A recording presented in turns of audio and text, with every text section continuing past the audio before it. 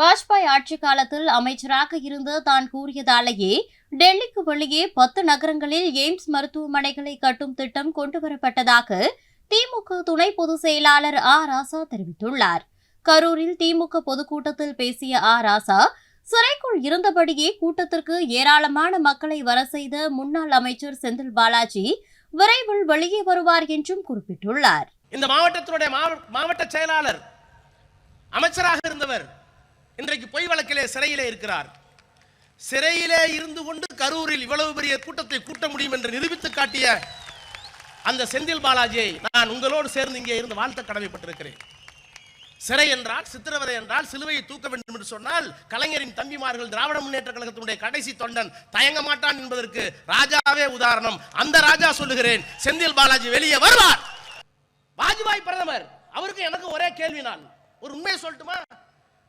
இன்னைக்கு எய்ம்ஸ் மதுரைக்கு வரலங்கிறீங்களே, இந்த எய்ம்ஸை வெளியே கொண்டு வந்தது யார் தெரியுமா?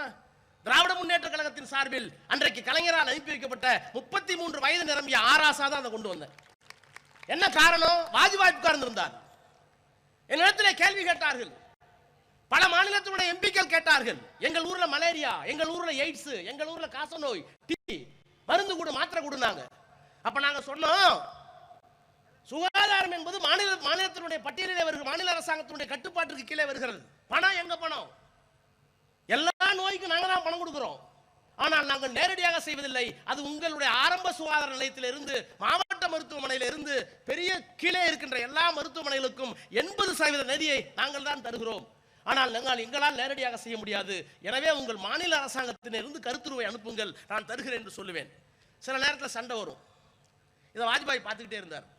ஒரு நாள் கேள்வி நேரம் முடிந்தது. எனக்கு ஒரு சீட்டு வந்துச்சு. பிரதமர் உங்களை வீட்டுக்கு அந்த நாடாளுமன்றத்தில் இருக்கிற அலுவலகத்துக்கு அழைக்கிறார்.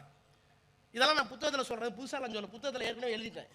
எழுதி ஆங்கிலத்திலையும் வந்துருச்சு, தமிழ்லையும் வந்துருச்சு. ஆதாரம் இல்லாமல் பேச மாட்டோம். கலைஞருடைய பிள்ளைங்க, ஸ்டாலினோட தம்பிகள். நான் பயந்துட்டு போனேன், எதுக்கடா பிரைம் மினிஸ்டர் நம்மளை கூப்பிடுறாரு. அவர் சொன்னார், ராஜா உங்க பதிலாம் நல்லா இருக்கு, தொடர்ந்து நான் கேட்டுட்டு இருக்கேன். நீங்க எப்ப பார்த்தாலும் மாநில சர்க்கார் தான் நாங்கள் நம்பி வேண்டியதா இருக்கு, என்ன பண்றதுன்னு கேட்குறீங்க, அதுக்கு நம்ம என்ன செய்யலாம்னு கேட்டார். நான் திமுக, கலைஞருக்கு தான் பயம் இருக்கும்.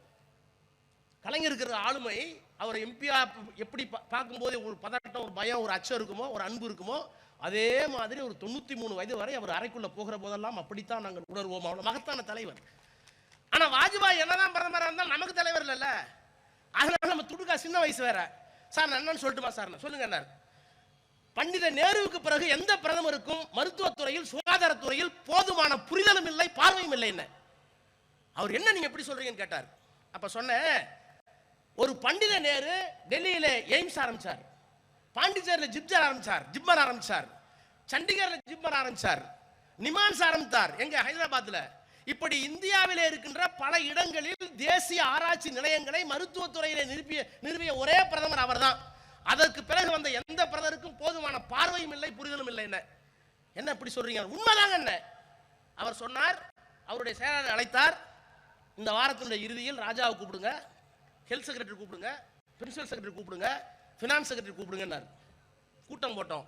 அன்றைக்கு எடுத்த முடிவுதான் இந்தியாவில் 10 எய்ம்ஸ் கொண்டு வர வேண்டும் என்று நாடாளுமன்றத்திலே அறிவித்தோம். செய்திகளை உள்ளது உள்ளபடி தெரிந்து கொள்ள ரெஃப்ளெக்ட் நியூஸை சப்ஸ்கிரைப் பண்ணுங்க.